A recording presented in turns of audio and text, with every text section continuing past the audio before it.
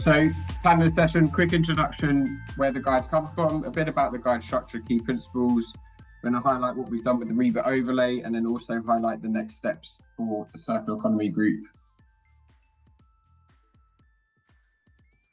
So when our collective first started, we realised that despite the concept of a circular economy growing in popularity, there was little to practical information on regarding its application on UK construction. So in 2021, we decided to create a free virtual resource that would clarify the transition of a circular economy from concept to reality, and we called it the Circular Series. So the 9 events following the RIBA work stages featured 18 industry experts to address the challenges and opportunities. We concluded the series with a proposed RIBA Stage 8, which would extend the architect's scope to facilitate building deconstruction and reuse. And whilst we have not included a specific RIBA Stage 8 in itself in the design guide, we have extended the scope of RIBA Stage 7 to include end of life, and we were able to provide practical steps and actions to do so in line with the series. So the series itself, which is still available on YouTube, has had over 15,000 views and has proven to be a very useful tool. And over the past 2 years, we've been spending a lot of our own time reviewing and following up on the information and condensing it into a circular economy design guide. So whilst it is worth noting at this stage that the industry has come a considerable way since the circular series was done back in 2021, and in particular with wider understanding of circular applications, legislative and standards development, and also more practical examples, we still felt that there was a need for a comprehensive overview of designing for a circular economy in the UK. And our hope is that this user-friendly guide, which offers practical actions and strategies, will address this. So in terms of the structure of the guide, we have 3 main chapters in the guide aligning with the circular economy principles of maximizing reuse, designing for optimization, and minimizing waste. And within each chapter, we grouped the content to correspond to different project stages. So early considerations covers RIBA stages 0 to 1. Project planning and design covers RIBA stages 2 to 4. Construction and handover covers RIBA stages 5 to 6. And finally, in-use and end-of-life covers RIBA stage 7. In the Maximize Reuse chapter, the guide discusses strategies to prioritize the retention of existing assets, building components and materials at their highest value, and strategies to enable opportunities for future reuse. And in this chapter, we're covering 2 scenarios: when there is an existing asset already on the site and when the project is a complete new build. And within the scenarios, we discuss strategies to retrofit or partially retain an existing structure, if any, to reuse materials on site or to pass them on for off-site reuse, and to procure reclaimed materials. The Design for Optimization chapter details a set of circular design principles like designing for flexibility, future adaptability, disassembly, or modular design.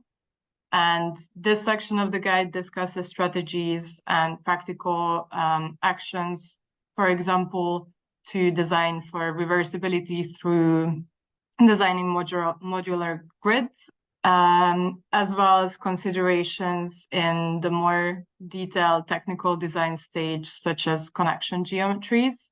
In the Minimize Waste chapter, we discuss strategies to optimize material input by design, to specify low impact or reclaimed materials, and to minimize construction impact.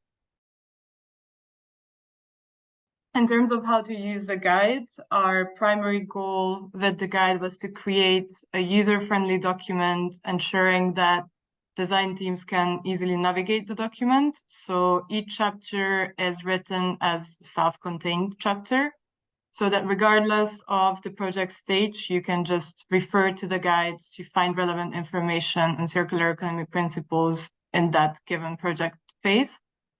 And the guide signposting is designed to facilitate this easy navigation. So the chapter numbers are associated with the principles of maximizing reuse, designing for optimization, and minimizing waste. And on the top left corner, the colors on the color coding of the loops indicates the specific design stage that the chapter relates to. In each chapter, we outline the key strategies relevant to the specific principle in the project phase, and we provide practical guidance on how to implement the strategies and offer a lot of references to additional resources for more detailed information. And on the last pages of the guide, you'll find the circular economy RIBA overlay, which summarizes all the detailed actions discussed in the guide. And Michelle is going to talk about the RIBA overlay in a bit more detail.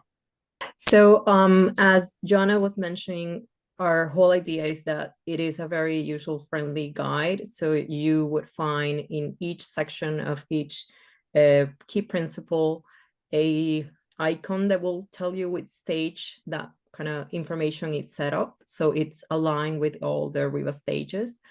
The idea of this section that has 3 tables is kind of a summary of everything that you have written into that section of the guidance. Our idea of these tables that you might find it useful to have a printout and take to your meetings if you have in a sustainability meeting that it will be discussing circular economy. So you will find which stage you're at and the key ideas for each principle. We divide it into 3 tables for easy use depending on the project typology.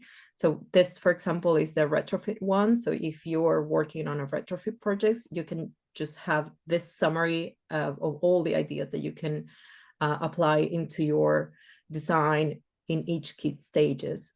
We also have a partial reuse when you are using just sections of the existing building, for example, a retention of a facade, or if you're just retaining the structure, you can base this and this kind of set up the summary of a few ideas that you can incorporate into your project, is following the RIBA stages as well.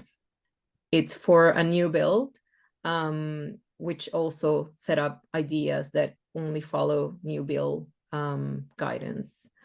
So it's kind of a summary of everything else that has the guidance. So if you want to get into more depth for example, maximal reuse, you can go to that section of the guidance following the icons that we have on top and just read through the whole chapter. But the idea of this is that design teams would have it as a summary key to follow in meetings, or if you're discussing circular economy for a more simplified version. Okay, and the next one, I'll pass it on to Laura for the next steps. Thank you, Michelle. So I'm going to speak about next steps. As part of our next steps, we invite you to join us at a new series of workshops to formulate our next campaign. This would be looking at the barriers to circular economy identified through the series and within the design guide, particularly around closing the loop between stage 7 and 01 and how these might be addressed. As part of our workshop that we carried out in January and through the circular series, which we carried out in 2021, some of the issues that came through quite strongly in regards to barriers were, for example, recording data during the design process and after completion in order to minimize loss of information long term. So this could be either by change of ownership of a building or lack of updates when the building is in use. And we already started talking about how this could be done through multiple means, whether that's standardized tags, material passports, or O&Ms. How do we equip current and future users with the right information on their assets and potential for reuse and optimization?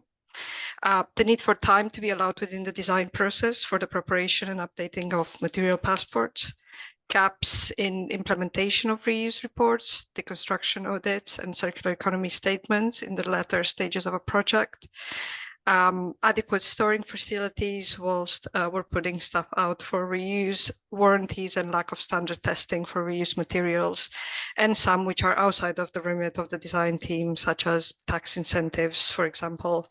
And whilst this is a large range of issues, we invite you to go deeper into each subject and look at how this process might be improved or changed altogether. We will follow up with a date for these events in the next month. In the meantime, we will put the design guide and the RIBA overlay on the ACAN website.